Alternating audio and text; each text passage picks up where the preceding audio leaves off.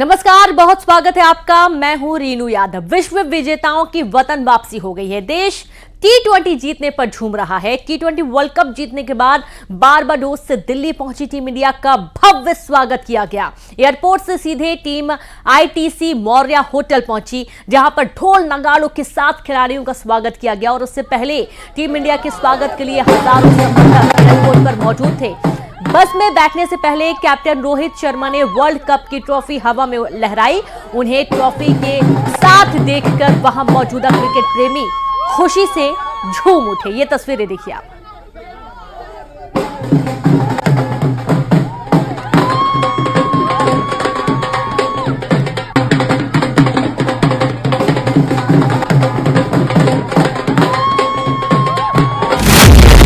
29 जून को बारबाडोस की धरती पर तिरंगा लहराने वाले चैंपियंस खिलाड़ियों का दिल्ली एयरपोर्ट पर ग्रैंड वेलकम किया गया। चैंपियन खिलाड़ी विमान से जैसे ही बाहर आए, उनके समर्थक पागल हो गए। हर कोई T20 के सिकंदरों की एक झलक पाने को बेताब था। ढोल नगाड़ों पर हर कोई झूम रहा था। भारतीय क्रिकेट टीम का ये स्वागत 17 साल पहले T20 वर्ल्ड कप जीतने वाली धोनी की ब्रिगेड की तरह ही है। टीम इंडिया एयरपोर्ट से पहले होटल जाएगी। इसके बाद प्रधानमंत्री आवास पर प्रधानमंत्री नरेंद्र मोदी के साथ ब्रेकफास्ट का प्रोग्राम है। फिर यहाँ से सभी खिलाड़ी मुंबई रवाना होंगे और यहाँ भी शाम को एयरपोर्ट से वानखेड़े स्टेडियम तक ओपन बस में टीम की विक्ट्री परेड होगी। 29 जून को हिटमैन रोहित शर्मा की सेना ने T20 वर्ल्ड कप के फाइनल मुकाबले में साउथ अफ्रीका को 7 रन से मात दी थी। लेकिन इसके बाद टीम इंडिया तूफान की वजह से बारबाडोस में 3 दिन तक फंसी रही, जिसके बाद BCCI ने अपने चैंपियन खिलाड़ियों को लाने के लिए स्पेशल विमान भेजा। इस प्लेन का नाम चैंपियंस 24 वर्ल्ड कप रखा गया।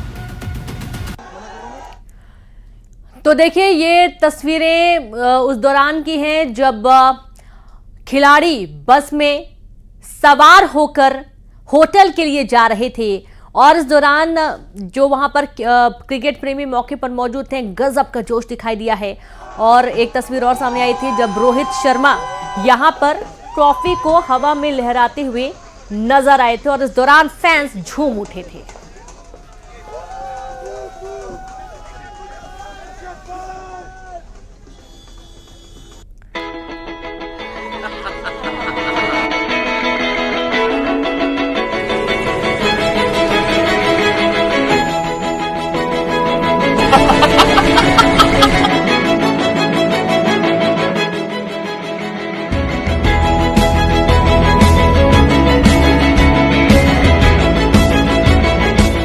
इस अमेजिंग फीलिंग मैन, इसके लिए काफी मेहनत की है ये हाथ में आने के लिए। आई एम सो ब्लेस कि मैं आज ये ट्रॉफी और ये ब्यूटीफुल मेंबर जो प्लेइंग 11 जो टॉप 15 है, तो बहुत ही अच्छा लग रहा है। So excited.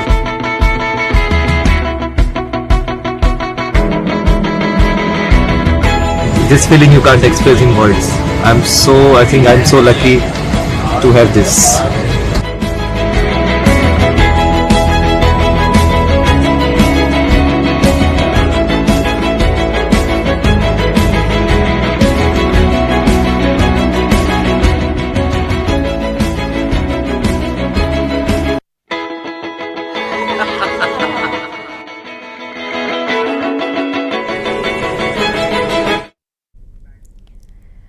और चलिए अब आगे बढ़ेंगे, जहां मंदिरों में ड्रेस कोड एक बार फिर से चर्चा का सबब बना हुआ है। कारण है मध्य प्रदेश के विश्व प्रसिद्ध मां बगलामुखी के मंदिर में लगाया गया बैन। आगर मालवा के इस मंदिर में बाकायदा ड्रेस कोड को लेकर बोर्ड भी चस्पा कर दिया गया है और इस बोर्ड में स्पष्ट कर दिया गया है कि जीन्स, स्कर्ट, कटी फटी जीन्स में आना बिल्कुल मना है। आप सीधे वेशभूषा में जाएंगे जो हिंदू संस्कृति को दर्शाता है, उस कल्चर के साथ आप मंदिर में प्रवेश कर पाएंगे।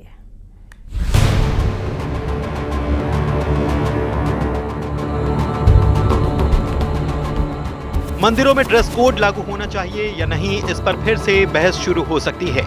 कारण है मध्य प्रदेश के विश्व प्रसिद्ध आगर मालवा स्थित मां बगलामुखी के मंदिर में लगाया गया एक बोर्ड। इस बोर्ड को मंदिर में जगह जगह लगा दिया गया है। जिसमें साफ लिखा है कि मंदिर में अमर्यादित छोटे वस्त्र जैसे half pant, Bermuda, mini skirt और कटी फटी जीन्स पहनने पर गर्भगृह में प्रवेश नहीं मिलेगा। और इस ड्रेस कोड को लागू करने का फैसला बाकायदा मंदिर प्रबंधन समिति की तरफ से लिया गया। उसमें मंदिर में जो कपड़े पहनने की एक मर्यादा प्राचीन समय से चली आ रही है। जैसे कि कोई भी अगर आता है तो वहाँ पर पुरुष के लिए धोती कुर्ता और महिला के लिए साड़ी पहले के समय से चली आ रही जो प्रथा वो निर्धारित है। तो आज के समय में क्या है कि लोग मॉडर्न के रूप में जैसे कोई बरमुंडा, केपरी पहन के इत्यादि आते हैं, तो उसमें थोड़ा लोगों को नहीं आना चाहिए। उसमें उन लोगों को, महिलाओं को साड़ी और पुरुष को धोती कुर्ता पहन के मंदिर में आना चाहिए, जिससे हमारा सनातन धर्म भी में ठीक से चले और लोगों को भी दर्शन करने में कुछ असुविधा ना हो। तो जो आज के समय में जो लोग पहन के आ रहे हैं उसमें थोड़ा सा अनुचित रहता है। हालांकि ये कोई पहला मामला नहीं। इससे पहले बीते साल ही उत्तराखंड, महाराष्ट्र, उत्तर प्रदेश समेत कई राज्यों में इसे लेकर बोर्ड या नोटिस चस्पा किया गया। आइए आपको बताते हैं कब कहां ड्रेस कोड को लेकर आदेश जारी किए गए।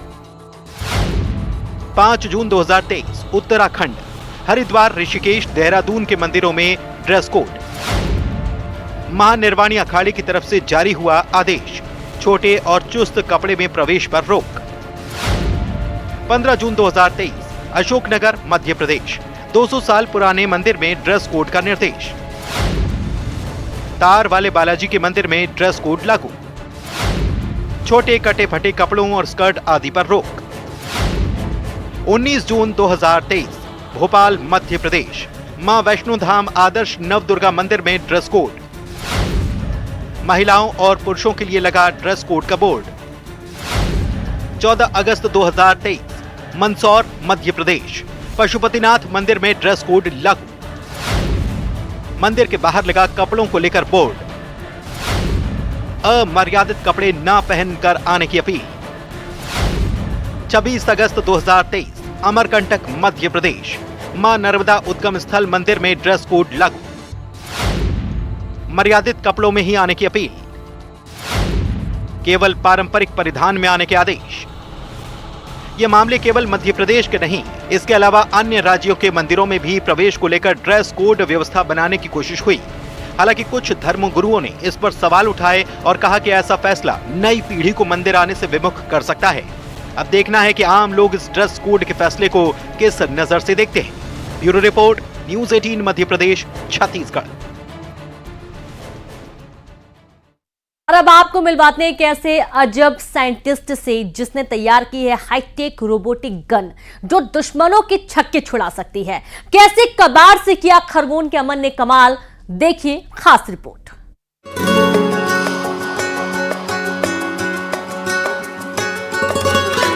कोई साइंटिस्ट नहीं है, लेकिन दिमाग ऐसा चलता है कि लोग भी हैरान रह जाएं। बड़े बड़े डिग्री धारियों को भी मात कर दे। अमन कालरा के जुनून की ये कहानी है। तस्वीरों में दिख रही ये खास डिवाइस जिसका नाम है रोबोटिक गन, जिसके पीछे अमन का खास मकसद है। मकसद सेना के जवानों की जान बचाना, उनकी मदद करना। ये मैंने एक डिफेंस रोबोट बनाया है जिसमें दुनिया की कोई भी गन अटैच की जा सकती है और इसे हम सेना में इस्तेमाल कर सकते हैं। खरगोन से 65 किलोमीटर दूर सनावत के छोटे से गांव बासवा के रहने वाले अमन कालरा ने इसे नाम दिया है डिफेंस रोबोट। ये रोबोटिक गन दुश्मन के छक्के छुड़ा सकती है, ऐसा कहना है इस अजब हुनरबाज का। क्योंकि जंग के दौरान हमारे लाखों जवान अपनी जान गंवाते हैं, उन्हीं की जान बचाने के लिए मैंने ये रोबोट बनाया। अब सुनिए कबाड़ से कमाल की इस कहानी के बारे में। इस रोबोटिक गन में दुनिया की किसी भी गन को अटैच किया जा सकता है। ब्लूटूथ के जरिए मोबाइल से ऑपरेट करके 5 किलोमीटर दूर से दुश्मन को ढेर कर सकते हैं। महज 8वीं पास है अमन। घर की आर्थिक स्थिति भी ठीक नहीं, लेकिन मुफलिसी भी इस जुनून के आगे हार गई। कबाड़ के सामान से महज 6000 रुपए में 2 महीने की लगन और मेहनत का नतीजा है। इससे पहले भी अमन कमाल कर चुका है। कभी दृष्टिहीनों के लिए ऐसा चश्मा बनाया जो खतरे से बचा सके, तो कभी घर के काम के लिए मददगार रोबोट। हमने सबसे पहले एक रोबोट बनाया था जिसे हमारे डेली यूज में हम यूज कर सकते हैं, हमारा सामान यहाँ से वहाँ रखने के लिए और बातचीत के लिए, और एक दृष्टिहीनों के लिए चश्मा बनाया था। इस अजब हुनरबाज के लोग भी मुरीद हैं। खरगोन में आशुतोष पुरोहित के साथ bureau report, news 18 Madhya Pradesh, Chhattisgarh. और इसी बीच खबर दुर्ग से, जहां दुर्ग में गौवंश के साथ फिर सामने आई क्रूरता। नशेड़ी कार चालक ने गौवंश को 2 किलोमीटर तक घसीटा। गौवंश की दर्दनाक मौत हो गई। पशु प्रेमी की शिकायत पर पुलिस ने एक्शन लिया है और आरोपी कार चालक को गिरफ्तार कर लिया गया है। सुपेला थाना क्षेत्र का ये पूरा मामला बताया गया है। देखिए कितना दुखद ये पूरा घटनाक्रम है। गौवंश जो कि एक तरफ पूरी तरीके से उसे चोट लगी है और बुरी तरीके से जख्मी हुआ। हालांकि इस पूरे हादसे में जो गौवंश है उसकी मौत हो गई दर्दनाक।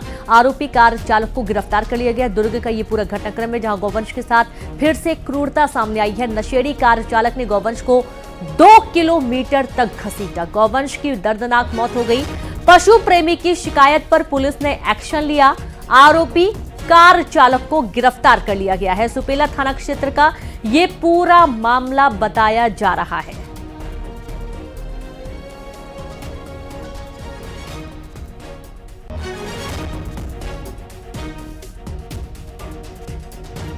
और संवाददाता मिथिलेश जुड़ गए। मिथिलेश, वाकई में बहुत ही दर्दनाक ये पूरा हादसा सामने आ रहा है।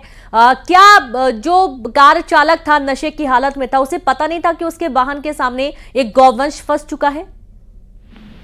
जी बिल्कुल, शायद यही वजह रही होगी कि उसमें वो धड़धड़ाते हुए गाड़ी चलाता रहा और गौवंश फंसा रहा। करीब 2 किलोमीटर तक की गाड़ी चलती रही और वहां पर गाय की बच्चे तड़पते रही। किसी ने देखा तो रुकवाया। ये बताया जाता है कि जो चालक है वो शराब के नशे में था। इस पूरे मामले में जो पशुओं की रक्षा करते हैं, जो उनकी देखभाल करते हैं, पशु प्रेमी हैं और उन्होंने थाने में शिकायत दर्ज करवाई है और पूरे मामले में अभी पुलिस ने अपराध दर्ज कर लिया है। आरोपी को हिरासत में ले लिया है। लेकिन जिस तरह से ये क्रूरता नजर आती है, निश्चित रूप से कहीं ना कहीं चिंतनीय विषय है, क्योंकि कुछ दिन पहले ही भिलाई में एक और घटना हुई थी जब एक कुत्ते को पीट कर मार डाला गया। तो इस तरह की जो घटनाएं होती है वो चिंता का विषय है। ये मामला तो बड़ा ही दर्दनाक है, क्योंकि इतनी बड़ी बछिया कार में फंसी रही लेकिन कार चालक को इसकी भनक भी नहीं लगी। क्या पता उसको भनक भी लगी होगी, लेकिन वो कार रोका नहीं और आखिरकार उसकी दर्दनाक मौत हुई है। तो इस मामले में पशु प्रेमी जो है वो कड़ी कार्रवाई की मांग करते हैं। सुपेला पुलिस में अपराध दर्ज किया गया है और आरोपी को हिरासत में भी लिया गया। आगे की कार्रवाई जारी है। शुक्रिया आपका मिथिलेश तमाम जानकारी के लिए। वो जिंदा है लेकिन सरकारी फाइल में मुर्दा है। एक शख्स जो खुद को जिंदा साबित करने के लिए दफ्तरों के चक्कर लगा रहा है, अधिकारियों से गुहार कर रहा है। ये मुर्दा कह रहा है, साहब तारीख बताइए, मैं कब जिंदा हो पाऊंगा।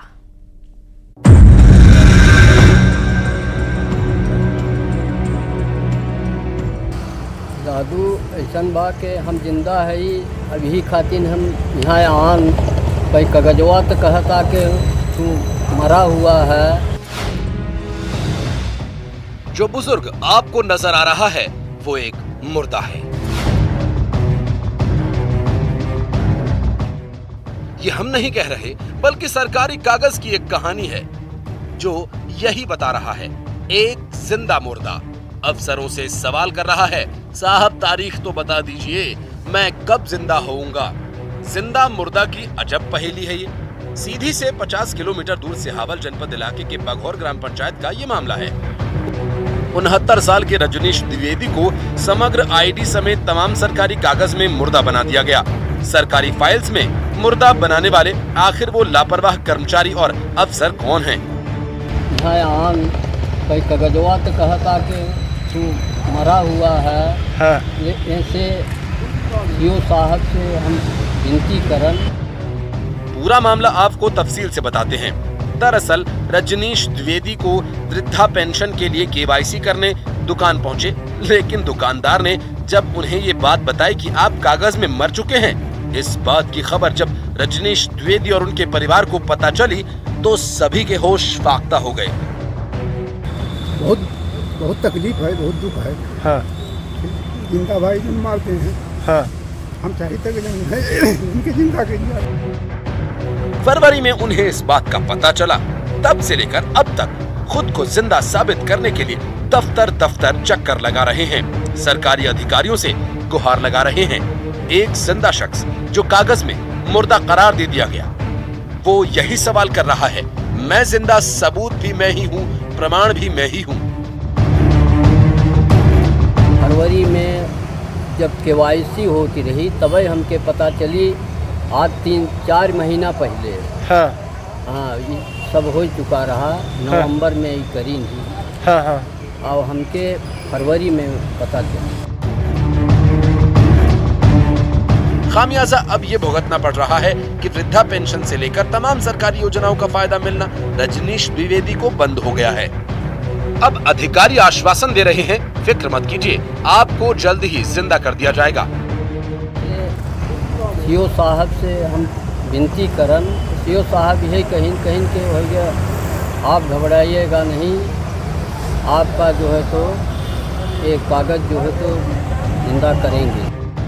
फरियादी की माने तो ग्राम पंचायत सचिव और रोजगार सहायक की मनमानी के चलते उन्हें कागज में मृतक घोषित कर दिया गया। मृतक बुजुर्ग के भाई भी पंचायत कर्मचारियों पर लापरवाही का गंभीर आरोप लगा रहे हैं। ये सचिव अभी रोजगार सहायक यही सब जन बात करे नहीं। यस, सचिव सहायक जो सचिव रहे सब मिल के जमा है। हाँ। षड्यंत्र रच के जमा है इनके। इस मामले में जिला पंचायत सीईओ राहुल धोटे ने आश्वासन दिया कि दोषी पंचायत कर्मचारियों के खिलाफ कार्रवाई कर बुजुर्ग व्यक्ति को जिंदा किया जाएगा। सवाल है कि आखिर कब मिलेगा इंसाफ।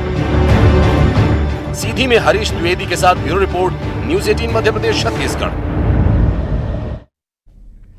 और खबर इंदौर से, जहां नर्मदा कनेक्शन के लिए खोदे गए गड्ढे में बच्ची गिर गई। प्राइवेट कंपनी कर रही थी नर्मदा कनेक्शन का काम, जहां निगम ने लापरवाही बरतने पर कंपनी को नोटिस जारी कर दिया है। वार्ड 1 के अम्मार नगर हुसैनी चौक का ये पूरा मामला सामने आया है, जहां पर नर्मदा कनेक्शन के लिए गड्ढे खोदे गए थे और उस गड्ढे में एक मासूम बच्ची गिर गई। प्राइवेट कंपनी नर्मदा कनेक्शन का काम कर रही है, वहीं निगम प्रशासन ने लापरवाही बरतने पर कंपनी को नोटिस जारी कर दिया है। वार्ड नंबर 1 के अम्मार नगर हुसैनी चौक का ये पूरा मामला सामने आया है और ये देखिए किस तरीके से गड्ढा खोद दिया गया और यहाँ पर घर के ठीक सामने ये गड्ढा खोदा गया था जिसमें एक बच्ची गिर गई थी।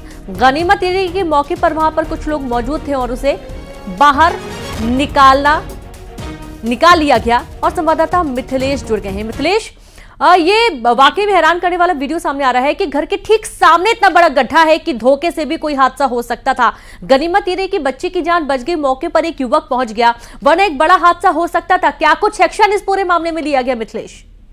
बिल्कुल, ये बड़ी लापरवाही है और इस बड़ी लापरवाही पे जो कंपनी काम कर रही है, जिसका उस वक्त कंस्ट्रक्शन का काम चल रहा है, उस रोड पर उसे एक नोटिस जारी कर दिया गया नगर निगम के द्वारा। लेकिन ये कोई पहली तस्वीर नहीं है। अगर हम पिछले बरसात की बात करते हैं तो पिछले बरसात में भी ऐसी ही एक तस्वीर सामने आई थी कि कॉलोनी में जो कंपनी काम कर रही थी उसने गड्ढे खोद दिए थे और उसमें 2 मासूम की गिरने से मौत हो गई थी। इंदौर में वो बड़ा हादसा हुआ था और पिछले साल बरसात की बात है, मानसून में पिछले साल ये हादसा हुआ था। लेकिन इस बार जब जिम्मेदारों को ये जांच करनी चाहिए थी, जो नगर निगम के अपर आयुक्त तमाम जो बड़े अधिकारी हैं, कि कहीं पे अगर गड्ढा खुला हुआ है जहां पे पानी इकट्ठा हो सकता है तो कंपनी से उसमें काम कराए, उसमें भराव कराए या आसपास में बैरिकेड लगाना बहुत जरूरी है।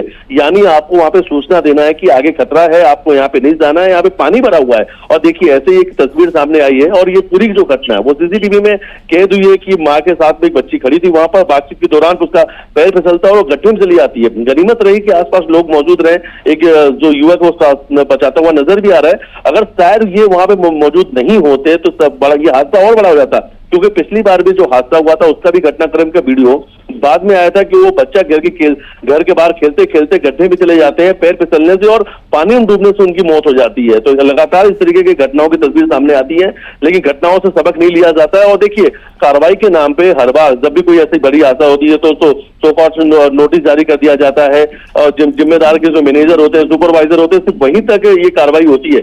शायद ये कार्रवाई ऊपर तक हो और बरसात मानसून शुरू होने के पहले ही जो जिम्मेदार अधिकारी है उन पे भी कार्रवाई करनी चाहिए, जिनकी जिम्मेदारी बनती है कि चैम्बर खुला नहीं होना चाहिए। अगर कहीं पे निर्माणाधीन काम चल रहा है, चाहे वो बिल्डिंग का कोई हिस्सा हो या सड़क का हिस्सा हो, उन्हें ढकने के लिए बाकायदा इसके लिए व्यवस्थाएं की जाती हैं, नोटिस लगाए जाते हैं, बैरिकेडिंग की जाती है और समय समय पर इनकी जांच कराई जाती है कि गड्ढे कहाँ पर है, कौन सा गड्ढा खुला हुआ है। कुछ दिन पहले एक चैम्बर की घटना भी इंदौर से सामने आई थी कनाडिया रोड से, जहाँ पे स्कूटी सवार पानी भरा हुआ था और निकल रही थी और इंजीनियर है और उनकी उम्र लगभग 23 से 24 साल है। उस चैम्बर में फंसने की वजह जो गिरती है उनकी रीढ़ की हड्डी में चोट लगती है और अभी भी वो बिस्तर में है, यानी इस वक्त वो चल फिर नहीं पा रही, उन्हें गंभीर चोट चोट जो है रीढ़ की हड्डी में लगी, वो भी लापरवाही नगर निगम की आई। तो लगातार ये बड़ी लापरवाही की तस्वीर सामने आ रही है, लेकिन इस बार ये हादसा और बड़ा हो जाता है कि जब लोग अगर वहां आसपास मौजूद नहीं रहते। इसलिए अभी भी सबक लेना चाहिए इन घटनाओं से। मानसून शुरू हो चुका है, इंदौर में पिछले 4 दिनों से जो बारिश है उसका दौर जारी है, जगह जगह में पानी भर रहे हैं, जल जमाव की स्थिति बनी हुई है। तो कहीं ना कहीं इन स्थितियों पर महापौर सहित तमाम जो बड़े अधिकारी उनको जरूर निगरानी करनी चाहिए। बिल्कुल, और यहाँ पर कंपनी के खिलाफ सख्त एक्शन लिया जाना चाहिए और ये समझना होगा कि जहां पर भी आप गड्ढा करवाएं उसे खुद ही बंद करने की जिम्मेदारी भी रखें, ताकि इस तरीके के हादसों से बचा जा सके। अभी तो सोशल मीडिया का जमाना है मिथिलेश, लोग सीख भी ले सकते हैं, लेकिन फिर भी ना जाने क्यों लापरवाही होती है। और बड़ी बड़ी कंपनियों के माध्यम से जब ऐसी लापरवाहियां सामने आती हैं, ये कोई पहला मामला नहीं था, जैसे कि आपने बताया पहले भी ऐसे हादसे सामने आ चुके हैं। कंपनी के खिलाफ क्या कुछ एक्शन लिए जाने की तैयारी है? देखिए, कंपनी के खिलाफ अभी नोटिस जारी किया गया, कारण बताओ नोटिस जारी किया गया है कि आपने जो गड्ढे हैं वो किस काम के लिए खोदा गया था, और अगर उसकी खुदाई की गई तो क्या समय पे ये काम हुआ कि नहीं, ये प्रोजेक्ट समय पे पूरा हुआ कि नहीं। और अगर काम चल रहा था तो येलो कलर की, अगर आपने देखा होगा कि जब भी कोई काम चलता है तो उसमें मार्किंग की जाती है जिसमें लिखा जाता है कि सावधान, आगे काम चल रहा है, निर्माणाधीन काम चल रहा है, और बाकायदा उस प्रोजेक्ट का नाम भी लिखा जाता है जिसका काम चल रहा है वहां पे। लेकिन इस तस्वीर में देखिए कुछ भी नजर नहीं आ रहा, और घर के सामने खुदाई की गई है। अभी तक जो बात सामने आ रही है कि एक सड़क बनाना था, उसके अंदर ड्रेनेज लाइन डालने के लिए खुदाई की गई थी, अभी तक जो जानकारी सामने आ रही है। लेकिन खुदाई कर दी, लगातार बरसात हो रही है और उस बरसात का पानी भी उस गड्ढे में जमा था। पास में लोग थे, गनीमत रही कि उस बच्ची की जान चली गई। बिल्कुल, यही गनीमत रही कि उस बच्ची की जान बच गई, वरना एक बड़ा हादसा होता। शुक्रिया आपका तमाम जानकारी के लिए मिथिलेश। और अब आगे बढ़ेंगे, जहां छत्तीसगढ़ की साय कैबिनेट में जल्द विस्तार हो सकता है। सीएम विष्णुदेव साय के लगातार 2 दिल्ली दौरे से इन खबरों को और बल मिला। हालांकि सूत्रों की माने नामों पर पेंच अभी भी फंसा हुआ है, लेकिन 22 जुलाई से शुरू होने वाले सत्र से पहले कभी भी नए मंत्रियों के नाम सामने आ सकते हैं।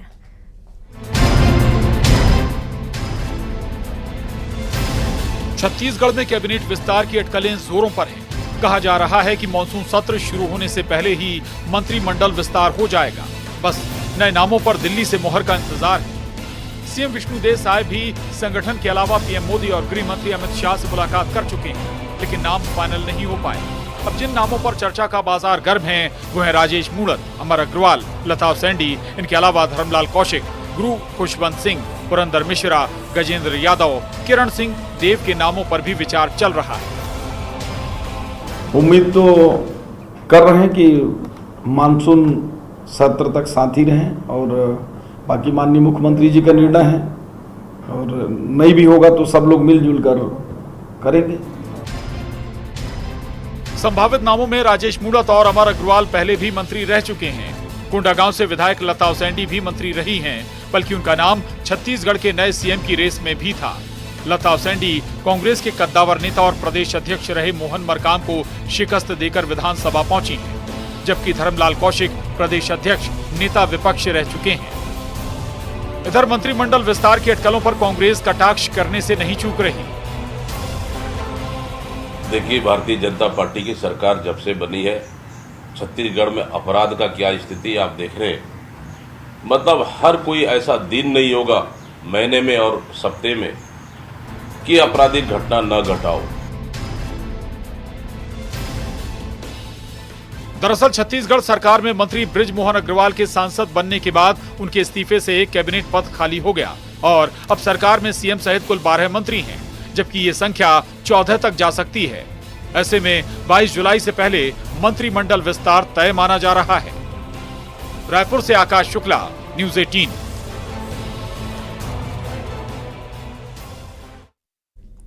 पूरे देश में मानसून ने दस्तक दे दी है, जिसका सबसे ज्यादा असर असम में देखने को मिल रहा है। राज्य के ज्यादातर जिले जलमग्न हैं। यहां का काजीरंगा नेशनल पार्क भी जलमग्न हो गया है, जिसकी वजह से जंगली जानवर भी अपनी जान बचाने के लिए पहाड़ियों पर जा रहे हैं।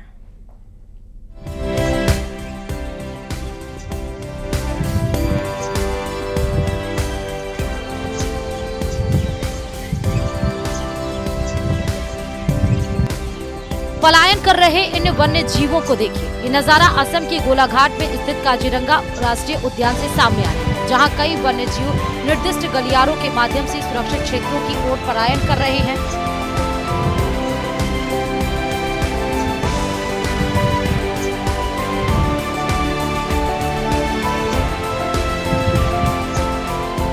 वहीं गैंडों और हिरणों भी मौसम की दूसरी बाढ़ के कारण काजीरंगा राष्ट्रीय उद्यान के ऊंचे इलाकों में शरण ले रही है।